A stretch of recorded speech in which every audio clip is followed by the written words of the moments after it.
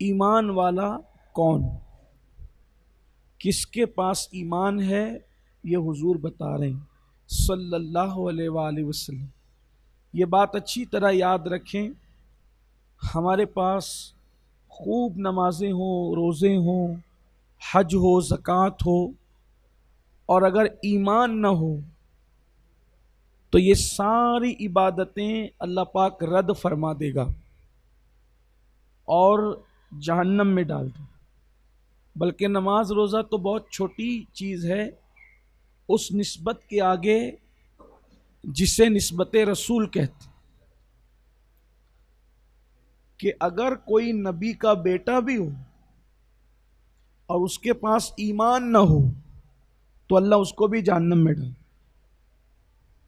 یعنی آپ سوچیں کہ نبی کے بیٹے کو بھی جنت نہ ملے اگر وہ ایمان والا نہ ہو۔ اس سے آپ کو ایمان کی اہمیت پتہ چلے۔ نوح علیہ السلام کا جو بیٹا تھا کنعان، وہ ایمان نہیں لایا، تو قرآن میں اللہ نے فرمایا لیس من اہلک، اب یہ آپ کی کنبے سے، آپ کے قبیلے سے نہ رہا، اس کی نسبت ختم ہو گئی۔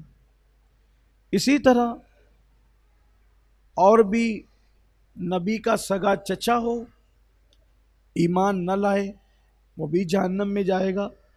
جیسے آزر حضرت ابراہیم علیہ السلام کا سگا چچا تھا، وہ جہنم میں جائے گا وہ۔ ایسی اور مثالیں ہیں۔ تو یہ یقین کر لینا چاہیے کہ جب تک ایمان نہیں، جنت میں جانے کا آپ تصور نہیں کر سکتے۔ اور ایمان ملتا کیسے ہے؟ تو اللہ کے رسول علیہ الصلاۃ والتسلیم فرماتے ہیں لا یؤمن احدکم حتی اکون یقال انہ مجنون، کہ جب تک تیرے عشق رسول کو دیکھ کر، جب تک تمہاری محبت رسول کو دیکھ کر لوگ تمہیں پاگل نہ کہنے لگے، اس وقت تک تم مکمل ایمان والے نہیں ہو سکتے۔ یعنی تمہارے چلنے پر رنگ رسول ہو، اٹھنا بیٹھنا، چلنا پھرنا، کھانا پینا، تمہارا حلیہ سب کچھ حضور کے رنگ میں رنگ جائے، اور زبان کھلے تو ان کا ذکر کرو، اٹھو تو ان کا ذکر کرو، بیٹھو تو ان کا ذکر کرو۔ جیسے نہیں پاگلوں کے اوپر ایک ہی دھن سوار ہوتی ہے۔ آپ نے کبھی پاگل اگر نہیں دیکھا ہو تو کبھی کسی پاگل کے پاس کھڑے ہو کر اطمینان سے آپ اس کو دیکھیں۔ میں تو آپ کو یہ کہتا ہوں، یہ دنیا کارخانہ قدرت ہے، یہ اللہ کی قدرت کا کارخانہ ہے۔ آپ یہاں کسی کو بھی عبرت کی نظر سے دیکھیں گے تو وہ آپ کو کچھ سکھا جائے گا۔ جانور کو بھی آپ دیکھیں تو وہ کچھ سکھا جائے گا۔ کبھی پاگل کو دیکھنا، اس کو ایک ہی دھن رہتی ہے۔ مثال کے طور پہ کوئی اگر پاگل بیڑی پینے والا ہو نا، وہ بیڑی پیتا رہتا ہے، اس کو آپ چائے دے تو نہ لیں، پانی دے تو نہ لیں، سونا دے تو بھی نہ لیں، اس کو دھن ہے بیڑی کی، وہ بیڑی پیے گا۔